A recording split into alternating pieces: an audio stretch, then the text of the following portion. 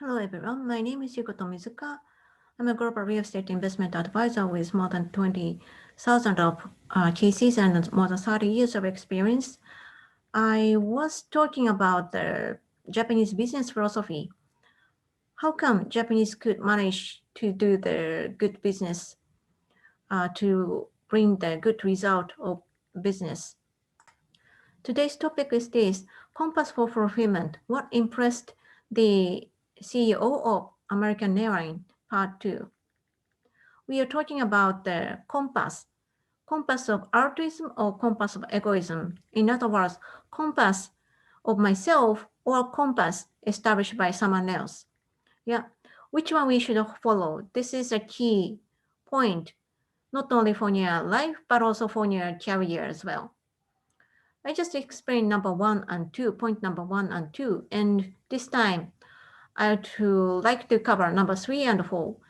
The 4 points: first, fear, find fear, move forward, and follow. All those four. Number three, forward and follow. I'm going to explain. Number three, get used to compare, choose, decide, and act. Move forward. In a more shared episode of developing an amorphous silicon drum, at the Kyocera factory, the R&D team had no research result even after nearly 10 years. Mr. Inamori said this was simply because the researchers did not pay attention to the research work. I instinctively slapped the person in charge and gathered researchers to raise their attention again. However, no matter how hard I tried to induce my passion, they looked so exhausted, almost no soul and spirit there. I decided to send all the equipment to the factory in Shiga Prefecture and reorganize R&D team there. Within half an year, the team succeeded in the development. Now, what I want to tell you is that we need tremendous concentration, and experiments still require an eye for observation. Through experiments, we must look closely at objects, discover fundamental principles, and get a sort of enlightenment. I'd like all of you who are developing research technology to understand that it is important to proceed with your work with a tremendous amount of concentration so that you can extract your conviction. Also, since I'm doing experiments and research with such seriousness and tremendous concentration, I'm confident that I can solve issues by ourselves. On the contrary, those who are not doing research or business with great concentration are not confident in themselves, actually. For example, people who are vague, even though they have successfully developed with proper experimental data, are not confident in the result because they are not doing their work seriously. They just left success as just luck. On the other hand, those who are serious and focused on their work are confident in themselves. So if they got one success, they would think, yes, yes, we've done that. We are getting very close to the goal. In fact, it is just a cons- coincidence. But since I'm looking at it seriously and with a great deal of focus, I'm reproduce the process and succeed. The person who lives on others' compass is the former guy, vague and not concentrate. They work while thinking the following. I don't really want to do this, but for some reason I'm forced to do this. I was told I have to do this, so I'm reluctant to do it, but I should do. I have nothing else to do. Finding another job looks annoying. I should do this because I can only be given this kind of ability. No other choice. I cannot do other things because my ability is inferior. And they are those who are looking for a reason to be forced to do this job. I identified those guys to be the ones who rely on others' compass, not their own compass. People living on others' compass can hardly deliver tremendous concentration as their attitudes are passive. They always look reserved.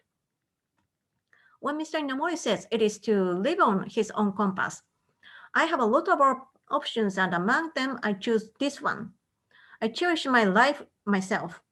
So let's make this job very interesting and meaningful because I tender each 1 second of my lifetime. Take good care of myself.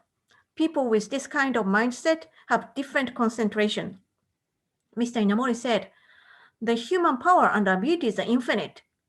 If you can use your unconscious abilities, you can bring out this tremendous amount of concentration. I think Inamori wanted to share this, wanted to say like that. Number 4, get well determined to accept all the results come from your decisions. Well prepared to take all the responsibilities. And there is a book called A Boy's Dream, which is also a biography of Mr. Inamori and Kyocera. Katsumi Kato, a journalist who wrote this book based on a great deal of interviews shared, Kato shared his episode. After A Boy's Dream came out, there was a seminar hosted by institution called the Management School in Tokyo. After my presentation, everyone looked unhappy. I didn't know why. In short, I found out that everyone was looking for management know-how.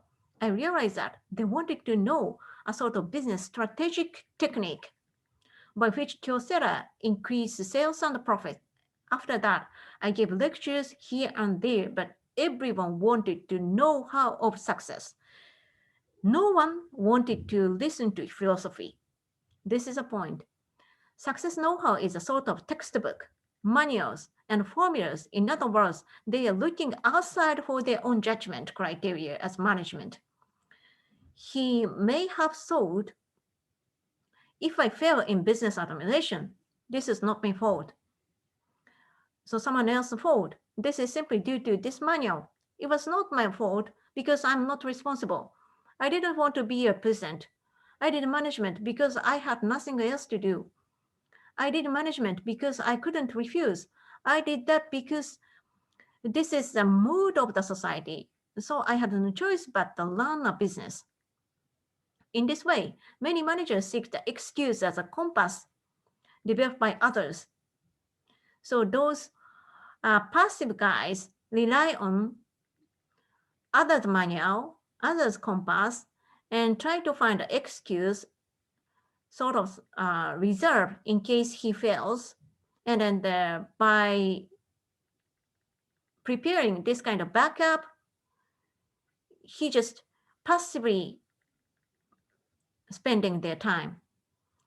So this is a completely different attitude, what Inamori want to share with us. Not only management, but life itself, we can find a lot of excuses and look for compasses developed by others. We can alternatively use them until we develop our own compass, even though we couldn't do that in this life. At the time of Zhao's birth, when talking about American or Delta Airlines, Mr. Inamori said this, I want you to go back to the point of what is right as a human being and discuss it thoroughly again. So if you still want to work with Delta, I wouldn't have no objection. As a result, I take all the responsibility for management. Alex, the owner, says, I'm prepared for the destiny given to me, but he had never decided by himself as he had been relying on others' compass. That's why he joined Seiwajuku and asked for the opinion of Mr. Inamori. My compass is to decide that I will take responsibility for myself. No matter what happens, I will take all the outcomes as caused by myself. This is something we call determination. This is a sense to live my own life, not others. Inamori established his own compass and put his judgment criteria right as a human. Now, let's write the points to live on your own compass again. Number 1, conduct your ethical standard check. What is the right thing as a human being? This is only the standard to be relied on. Develop your own analytical thinking. Identify what is the fundamental cause of your anxiety. Number 3, get used to compare, choose, decide, and act. Number 4, get well determined to accept all the results come from your decisions. Looking at the world in COVID pandemic, I think that most people in the world probably live on others' compass because the media said this, so that's why I should do. As my friend, parents think that as you will be attacked by others, so, or the criticism will come. So I just want to do this. To follow the common sense, Otherwise, we would be caught in a trap. All of these attitudes are standard of others. I think that politicians, government officers, and the media are not aware of what is right as a human being because they care about the eyes of world and the so-called air. As an entrepreneur, I don't want to care about either employees' eyes, the eyes of the world, the eyes of customers, or the pride of myself. I don't have to care. I would just simply like to keep the right thing as a person, as a human being, based on my own compass. For the crazy or doubts, please send me their email. Thank you for your attention.